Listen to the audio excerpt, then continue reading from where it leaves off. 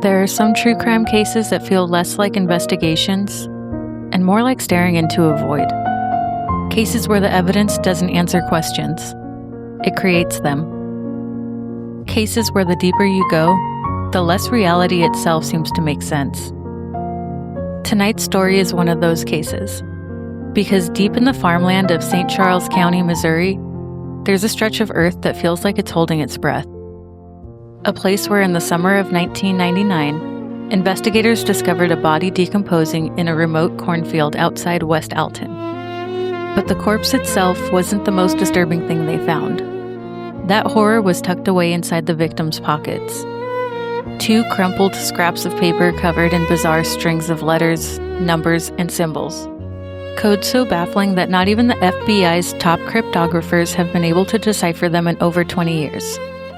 Not the FBI, not the CIA, not the American Cryptogram Association, not thousands of internet sleuths obsessed with this mystery since 2011. Nobody knows what the notes mean.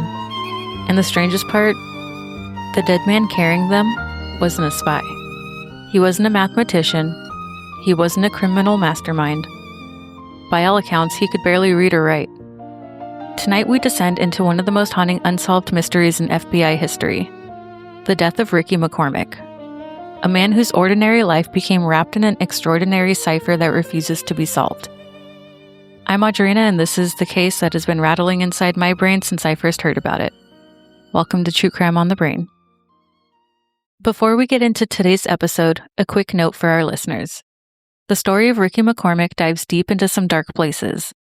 We will be discussing severe body decomposition and the graphic realities of a body left in the elements, statutory rape and historical criminal convictions, substance abuse and the volatile violent landscape of the late 90s illicit drug trade, severe chronic physical illness and medical neglect.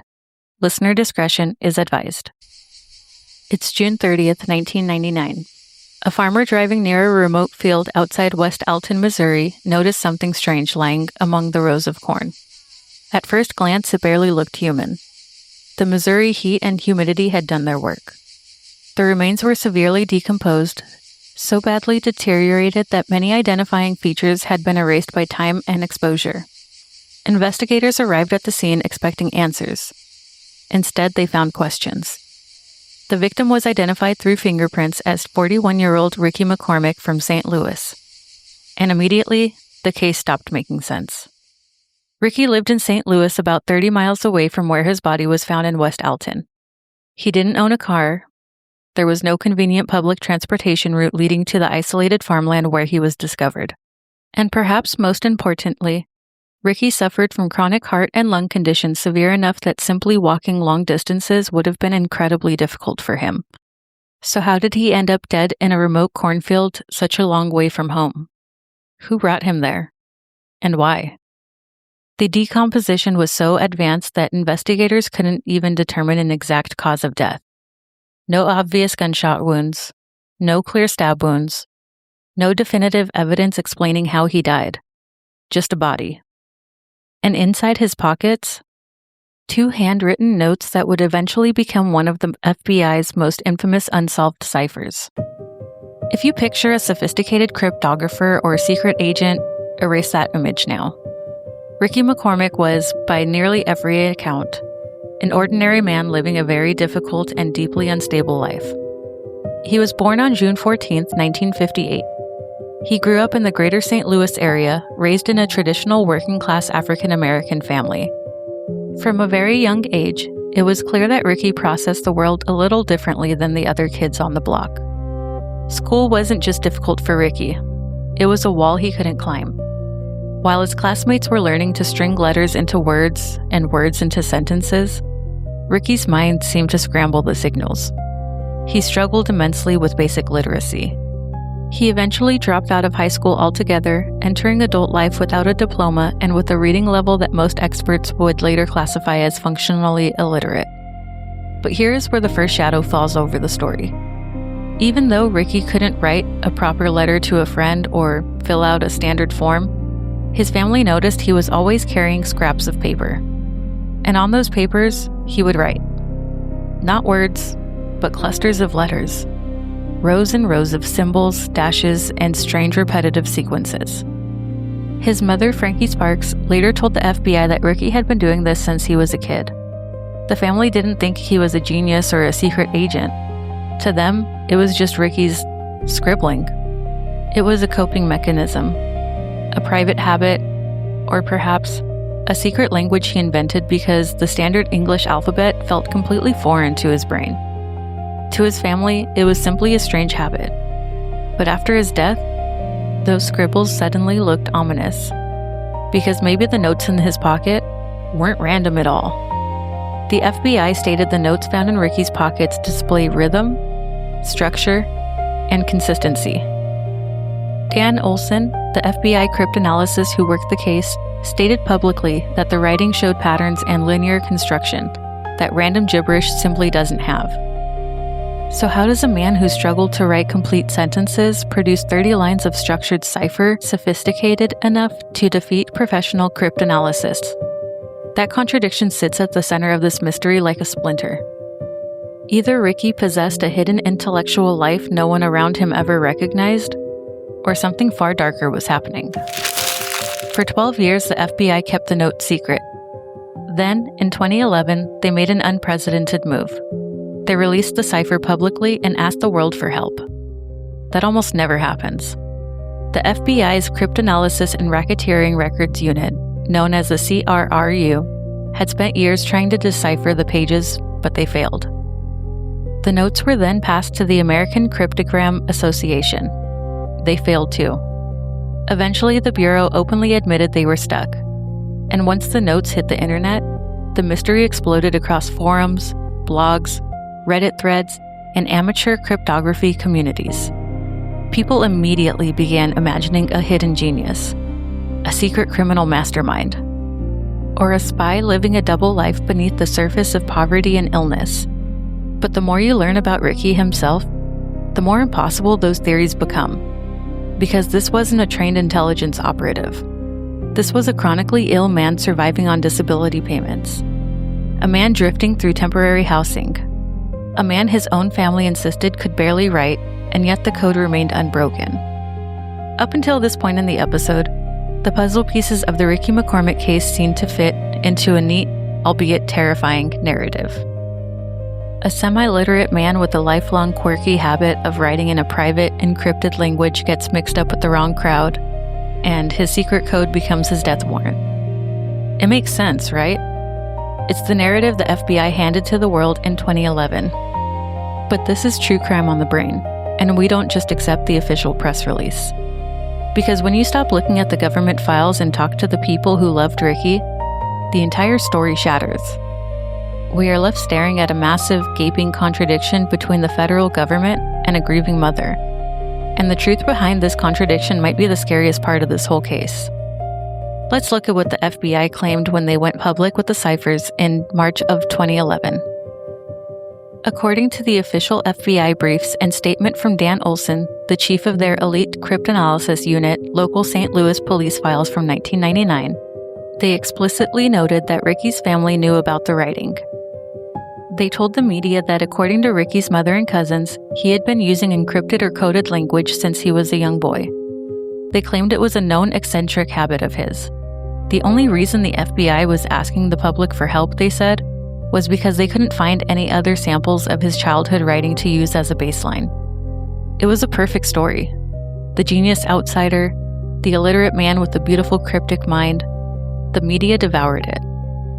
But then, an investigative journalist named Christopher Trito from the Riverfront Times decided to actually knock on the family's front door in 2012. And what he found wasn't a family mourning a secret genius. He found a mother that was absolutely furious. When Trito sat down with Ricky's mother, Frankie Sparks, she flatly, completely denied the FBI's entire story. Imagine the scene. An elderly mother who spent 12 years believing her son's case was just a cold, forgotten file, suddenly seeing his face on national news surrounded by conspiracy theories. Frankie Sparks looked at the reporter and didn't hold back. She said, and I quote, "They told us the only thing in his pockets was the emergency room ticket. Now, 12 years later, they come back with this chicken scratch." End quotes. She went on to deliver the line that completely derails the FBI's theory. She told him, and I quote, "The only thing he could write was his name. He didn't write in no code." End quotes. Think about the weight of those words. He didn't write in no code.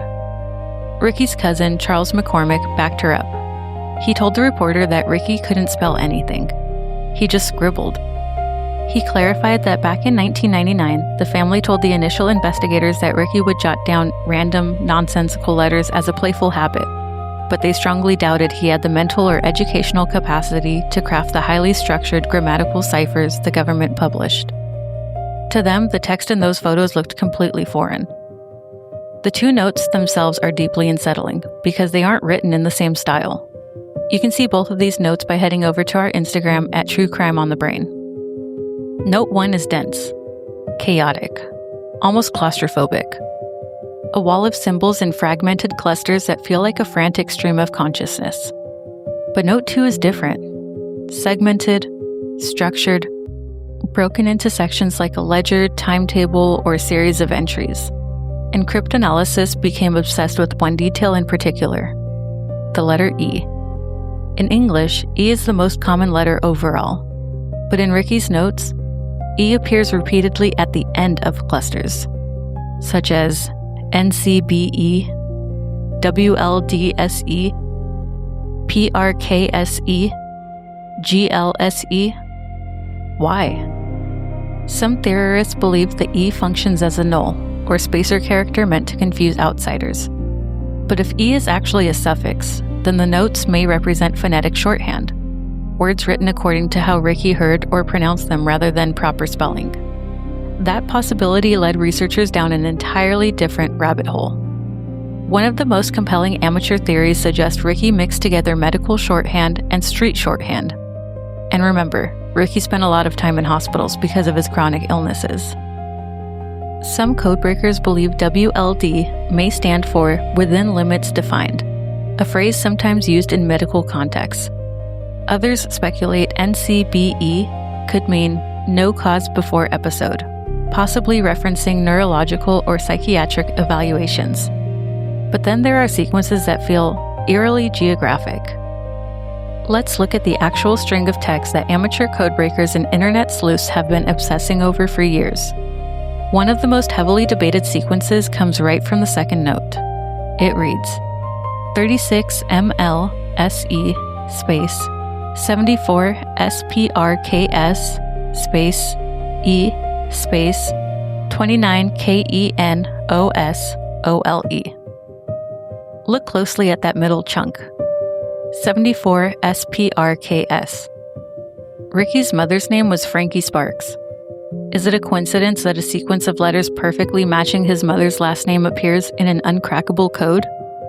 Some theorists believe 36 MLSE translates to 36 miles southeast, a directional marker. If you calculate 36 miles from the Cornfield or from his mother's home on Chateau Boulevard, it maps directly into key areas of the St. Louis transit matrix.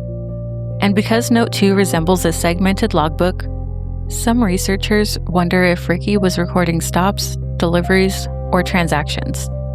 But nobody can prove any interpretation conclusively. The cipher remains maddeningly close to meaning, while never fully giving itself away. Then there are the parentheses. Scattered throughout the notes are isolated strings like 3XORL in parentheses and 194WLD' space NCBE all in parentheses. In traditional cryptography, parentheses often indicate modifiers or encryption keys. But for a man operating on the streets, those brackets may have served an entirely different purpose as visual boundaries. Markers for money owed, drop-off locations, specific dates, names of people, important reminders. The FBI insists the writing follows a strict linear construction. It was written carefully from left to right, line by line. This wasn't mindless doodling while distracted on the phone. Someone was actively recording information. The question is, what information? By 1999, Ricky's life had become increasingly unstable. He moved constantly between temporary residences and occasionally stayed with his elderly mother on Chateau Boulevard in St. Louis. He was unemployed and surviving largely on disability payments because of his failing health. But despite his physical limitations, Ricky developed an eerie reputation among neighbors and acquaintances. People called him the vampire, because Ricky almost exclusively moved around at night. Friends described him wandering the streets after dark for hours at a time, disappearing until sunrise. What was he doing? Who was he meeting? And perhaps most disturbingly, what was he afraid of? Investigators also uncovered Ricky's criminal history. He had previously served 11 months of a 3-year sentence for statutory rape. And beyond his official record, rumors connected him to the violent St. Louis drug trade of the late 1990s. Those neighborhoods were flooded with narcotics activity at the time, including a powerful strain of heroin known on the streets as Megatron. Independent researchers and local journalists began converging on a chilling possibility. When you combine his late-night vampire habits, his severe financial desperation, and his local ties, independent researchers and local journalists have converged on a single dark theory. Ricky may have functioned as a low-level courier or a mule for local drug operations. Imagine trying to track drug transactions when you can barely read or write standard English. You wouldn't keep a normal ledger. You'd invent your own shorthand, a system police couldn't easily understand. Under this theory, MTSE becomes shorthand for Megatron. NCBE becomes North Chateau Boulevard East, a known corridor tied to drug activity. WLD could represent World, a slang term for a major shipment or supply drop. The notes become records, deliveries, debts, routes, names, and in that world, written records can become a death sentence. If Ricky lost product, stole money, or witnessed something he wasn't supposed to see, that remote cornfield outside West Alton begins to make terrible sense, because Ricky almost certainly didn't walk there. His lungs wouldn't have allowed it. He was brought there. 5 days before his body was discovered, Ricky checked into Forest Park Hospital complaining of severe respiratory distress. He was alive. Weak, but alive. Then he vanished. No confirmed sightings after that. No explanation for how he traveled all those miles into rural farmland. And because decomposition had progressed so far, investigators couldn't determine whether Ricky had been murdered outright, or whether he died from medical complications before his body was dumped. That uncertainty gave birth to another disturbing theory. Perhaps Ricky went to meet someone connected to illegal activity. Maybe his heart or lungs simply gave out during the encounter, and whoever was with him panicked. If you're involved in crime, you cannot have a dead man with police history found in your house or vehicle. So they drove his body to the most isolated place they knew and abandoned him in the cornfield. And the notes? Maybe they had absolutely nothing to do with his death. Maybe they were simply the strange personal writings Ricky had always carried with him. But then there's another theory that transforms this entire case into psychological horror. What if Ricky never wrote the notes at all? Think about it. If someone wanted to derail a homicide investigation completely, planting a highly complex cipher on the victim would be the perfect distraction. Police stop focusing on suspects. The media becomes obsessed with symbols. The FBI spends decades chasing codes instead of killers. And because Ricky already had a documented history of scribbling, the deception would feel believable. The killer doesn't just erase Ricky's life. They replace his identity with the mystery itself. Imagine dying and having your final memory rewritten into a puzzle the world can never solve. And then we reach the theory that sounds insane. Until you remember this case already sounds impossible. Some theorists believe the code has been solved. That the contents were so damaging to criminals, informants, or even people in positions of power that authorities intentionally left the cipher labeled unsolved. Others drift into even stranger territory. Some compare Ricky's writings to number stations, those eerie shortwave radio broadcasts once used to communicate with spies using strings of numbers and coded phrases. Could Ricky have intercepted something? Almost certainly not. But this case invites paranoia because reality itself feels unstable around it. And then there's this deeply psychological interpretation. If Ricky had been writing these symbols since childhood, maybe the code wasn't intended for anyone else at all. Maybe it was a language created by his own subconscious. Not a message to the world, but a message from a fractured mind trying desperately to organize itself. More than 20 years later, the Ricky McCormick cipher remains unsolved. Every year, internet sleuths return to the notes searching for patterns in the ALPNP, the SE-71, and the endless strings of fragmented letters. And every year, the pages remain silent. What haunts me most about this case isn't just the code. It's the contradiction. The FBI insists the notes display structure and intelligence, but Ricky's own mother said he could barely spell. So which is true? Was Ricky McCormick a hidden genius trapped beneath poverty and illness? A vulnerable man caught in a brutal criminal world? The victim of an elaborate cover-up? Or simply a human lonely being whose private thoughts became mythology after death because nobody alive could understand them?